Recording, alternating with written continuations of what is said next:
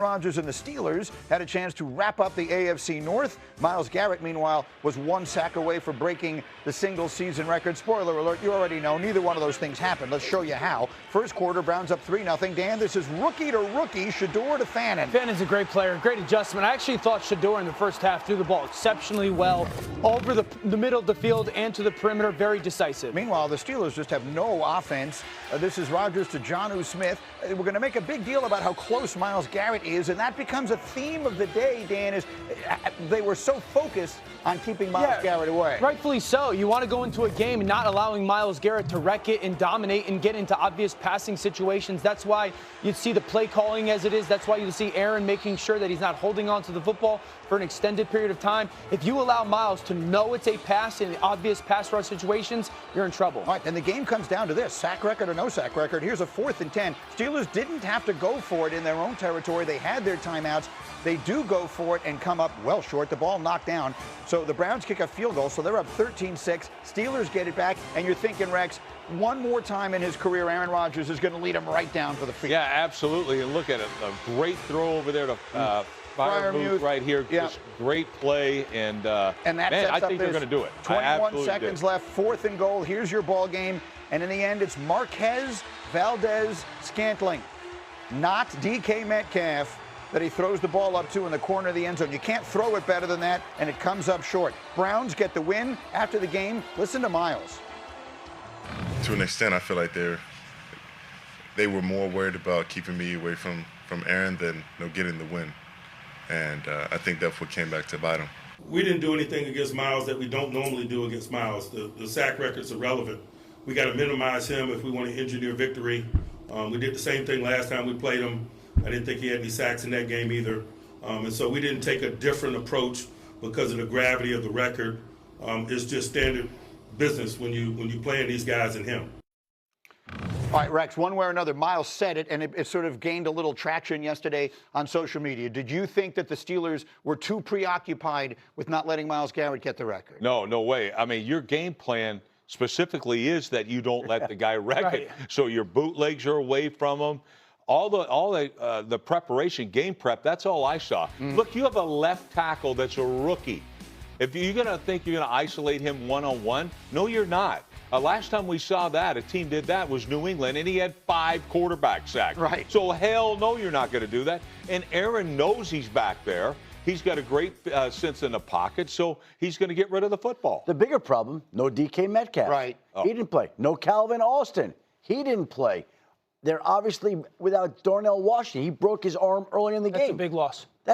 Those are 3 weapons that they don't have, and they probably won't have again. Well, they're not going to have Washington. They're not going to have DK. Probably not going to have Austin. So they're going to be shorthanded again for the division title against Baltimore. Leading to all morning long is that it was a player who wasn't even on the field that may have been the deciding factor in the Steelers losing yesterday. Dan, you're going to show us why. Yeah, so no DK Metcalf, to Shefty's point, and it was the most glaring in that final 4-play stretch to a chance to tie the game. So you can play in a standstill offense, meaning no motions or shifts or stacks, if you got guys better. These are the final 4 plays. I want everyone to pay attention to a couple things. Number 1, you are often going to see this 2-by-2 setup. 2 receivers to the right, 2 receivers to the left. Cleveland is going to run the same coverage 4 plays in a row, meaning man-to-man, man-to-man, man-to-man with help defenders inside. Aaron's going to catch the ball. He's going to throw a flat route. Cleveland's like, perfect. You go to the very next play. What did I tell you? You're going to see a 2-by-2, a 2-by-2. What's Cleveland going to run? They're going to run man coverage. What does that mean? Here's man, here's man, here's man, and help defenders inside know where to throw the football to because we don't have a winner. We don't have a separator. You go to 3rd down. What are we going to get? We're going to get 2-by-2 formation, 2-by-2 formation. What is Cleveland going to run defensively? You're going to get man coverage with help defenders on the inside. Man coverage, help defender on the inside. Aaron Rodgers has no one winning or separating on the pass route. You go to 4th down. Where would DK Metcalf be in this situation? Once again, we're in 2-by-2. Cleveland's just running their man defense, man with help defenders underneath. No one with winning separation for the quarterback to throw the football to. That's where the loss happens, is there's no DK Metcalf on the field. There will be no DK Metcalf against the Baltimore Ravens on Sunday Night Football. And so if you're asking me why did that game go the way that it went for Pittsburgh, it's because they didn't have anybody to win me versus you. and they want to play in a standstill offense. That's how Aaron likes it. They line up in basically the same formation, 4 plays in a row, and they just ask an MVS to win versus Denzel Ward. It's not going to happen. I was shocked Cleveland played the same defense 4 plays in a row, but it was the right decision. You know what's amazing? This team has spent the better part of 2 years trying to upgrade at wide receiver. Right. And they added DK Metcalf, and they traded George Pickens to the Dallas Cowboys. And now they're in a situation where for all the work and all the time and all the effort they put into finding more wide receivers, they feel a little short at that spot going into Sunday night against the Baltimore. That's my point. It's incredible to think about how badly this weekend went for the Steelers, or if you reverse it, how well it went for the Ravens. The Ravens were playing a much harder game, it would seem, against the Packers. They were playing without Lamar Jackson. You figured they would lose that. They win. Then you figure the Steelers are playing a game against a Browns team that has nothing to play for. They should absolutely win that game. They don't. So now, what does this leave us with? Matt, let's go about D13. Steelers, instead of closing out the division, are now a home 3.5-point dog against the Ravens. In a game in which the Ravens might not even have Lamar Jackson. Well, you're going to tell us that in a second. The Ravens are 4-2 this year when favored on the road.